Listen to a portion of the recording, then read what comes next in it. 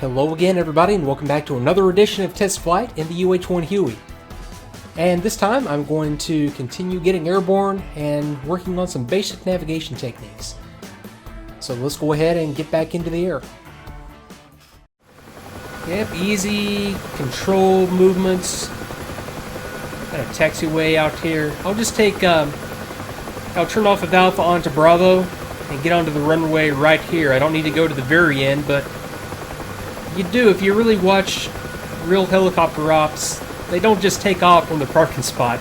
And there's a lot of stuff out there that's easy to blow around, so you always kind of take off from, or taxi, just like this, and take off from the runway, or from a dedicated helipad. Yep, okay, coming out here, just kind of back off on the pedal a little bit to get me back flying straight. I've already requested and been cleared for takeoff, and I'm still on VHF comms. Boy, having like right now, I just want to reach down there and do some stuff with the comm switches, and this is where having that co-pilot to help me out would be very, very useful, because I just don't want to take my hand off of anything right now. Still concentrating on flying the aircraft. And right now, yeah, I have other crew members who would be helping me out, and that's why I'm going to start using this autopilot, especially once I get airborne and start getting into the communications and navigation, because I wouldn't necessarily be flying and communicating, flying and navigating at the same time. I would be using the rest of my crew to do all this stuff as well. Okay, so 4 feet. Okay, let me go ahead and get airborne, and I can already see that, yeah, I'm already pointed. I just need to fly out straight, pick up my visual navigation, and then use that NDB as a guide. Okay, so a little bit of collective, nose down pitch, not that much.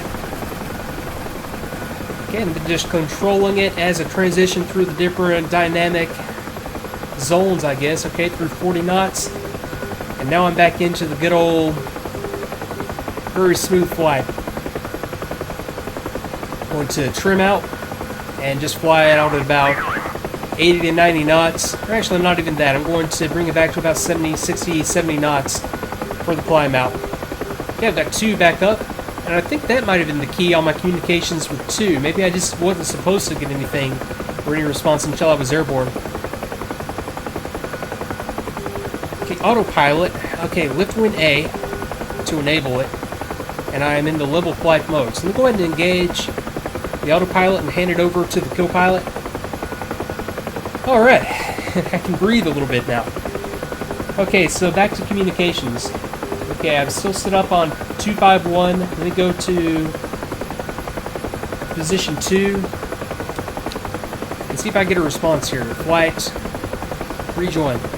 Flight, join up.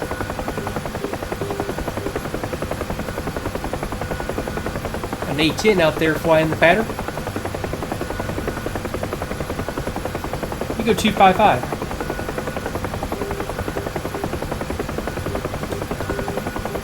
And flight.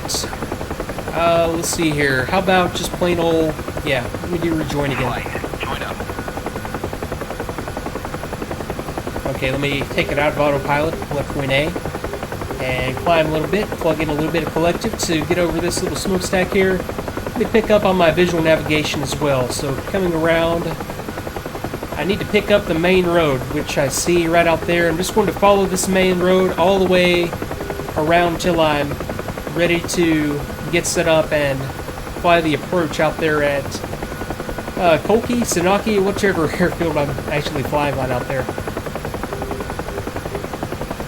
Okay, lift wing A to engage or to hand it over to the co-pilot again, because there is no autopilot in the UH-1.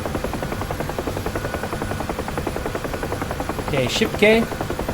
So I've taken off, and I can see from the terrain features, I'm just coming southeast along the coast. I'm going to come out to some... Okay, it's warning me I have some power lines out there, which I can see those visually. Also got some other air traffic in the area. That's an F-16. Yeah, a couple of 16s out there. Okay, down the road, and I should come up on Okmakri.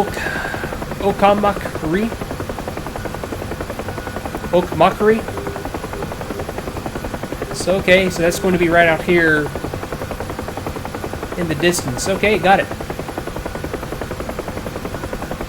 Okay, 255. Did I ever get a response? I don't think I did. Okay, UHF. Flight. Let me just try another formation. F5. Let me go echelon. That's just not right at all, is it?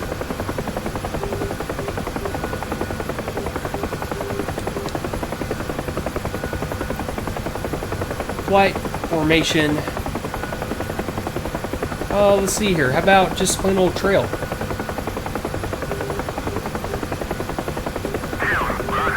Okay, now we got it. Okay, so it's 251, position 2. Okay, so small mystery solved there. Okay, so just continuing the cruise, 90 knots, 500 feet AGL. Or actually, no, that's not 500 feet AGL. I'm just outside of the... No, I guess it is picking up still. Okay, 510 feet AGL. Okay, which, yeah, 600 feet barometric, so sure, I'll buy that. Let me see, what town is this? This is Angali Kindrichi. Okay, fair enough.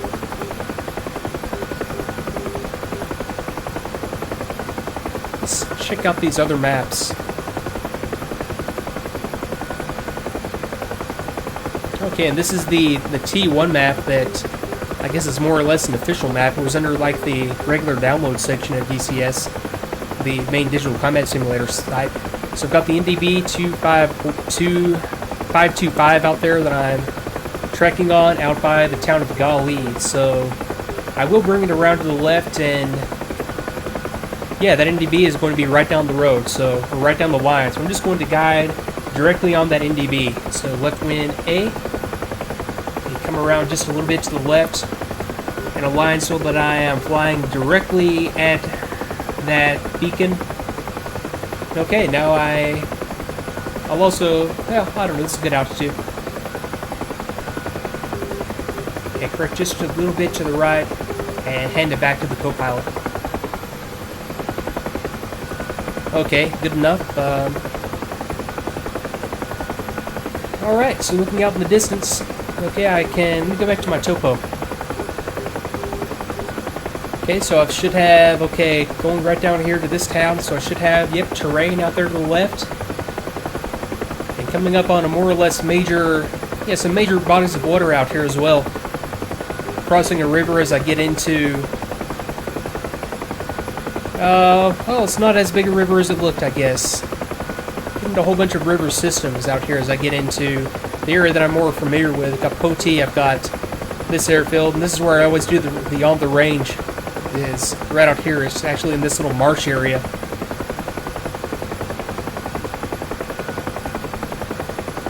Okay, and I wonder if there's anything else that I can guide on. I can possibly start to pick up now the ILS 108.9. So let me turn my comm nav number 2, I guess. I don't even really know what to call that. And see if I get anything picked up. And I really aren't going to get anything until I get a little bit more into range from that ILS, and probably not until I get into the more or less in this area, so that I can start to pick up on the ILS. I wonder if I can go ahead and pick up on this NDB. Is that 156? That can't be right.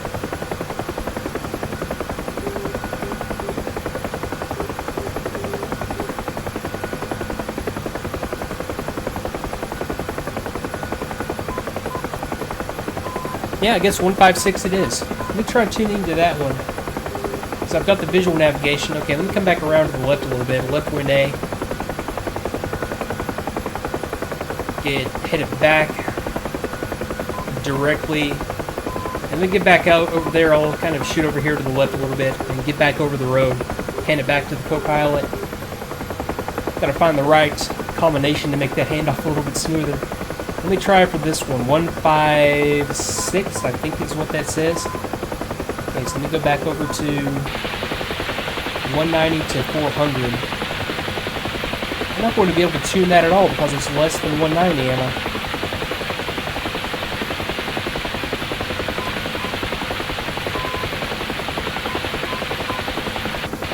I'll try it anyway. You know, 190 is as low as I can go. Maybe I'm just misreading that. It sure says 156. Okay, so let me go back onto this band and get back set up on...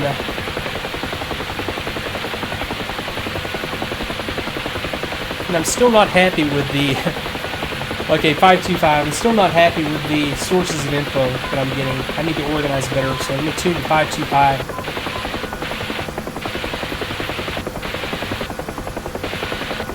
Okay, there's 525. And okay, back on the NDB out there next to Golly. Golly. Okay, let me take it out of autopilot and do some flying myself now.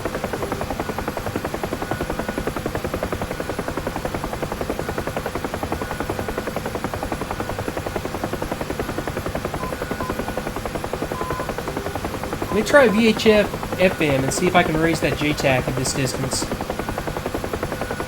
Okay, so position 1. VHF FM. No, I still don't have anything up there for a JTAC. I don't know if I actually get JTACs in the UH-1. That might have just been a little, like a default thing that's always described in the past mission briefing, because I don't know if I would get any interaction. Actually, I would not get any interaction with the JTAC in the UH-1. I'm almost positive of that.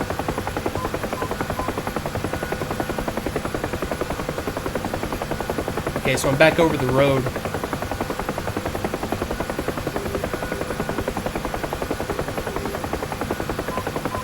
And let me see here. Okay, still got a good airspeed, 85 knots. That's right what I want to be on for cruise. Okay, let me hand it back over. Yeah, a lot smoother that time. I'm just kind of taking it easy here, doing some, just getting used to interpreting the map. It's something that I hardly ever do. I don't really do this enough. Simply because the A10's tactical awareness display does all this for me. It tells me exactly where I am. Like for example, right now, okay, I've got this road going out there to my left and extending back to UH-1H. So I know that this is the road that I'm passing right now, so I could follow this road out there to the left into the terrain and get to this town. But what I'm going to do is follow this road that I'm heading down right now all the way over to Galilee. So I can look out there right now. I have terrain out there to the left and then a smaller terrain feature right out here directly in front of me. And if I come over here to the map, I can see that, okay, this is the terrain feature that I'm really looking at right now, and this is the smaller terrain feature, that little hill out there after I get off the large feature. And I can confirm that because, okay, there's the water feature, so I've got this little lake out there that I can see. So looking at that, I know that, okay, I'm heading into this location, and I just use all the different information that I have. You know, I have the NDB out there, you know, that is still off my nose and slightly to the left. I know that I'm on a course of just south of east. So putting all that information together and then looking around at the terrain, you know, that's how you navigate. And this is another thing that I really need to start doing a lot more of because the A10 does it for me. But, okay, right now I know that I'm going 86 knots, so what I need to start doing is really getting into the clock. And, you know, I don't know if this clock's going to do everything that I needed to do. I might have to just have like a little stopwatch next to me, but, okay, I know that, okay, if I go from a known location, like if I had started the clock when I passed that road, and, you know, then I could figure out, okay, how far down the road have I gone, you know, based on my airspeed and the time.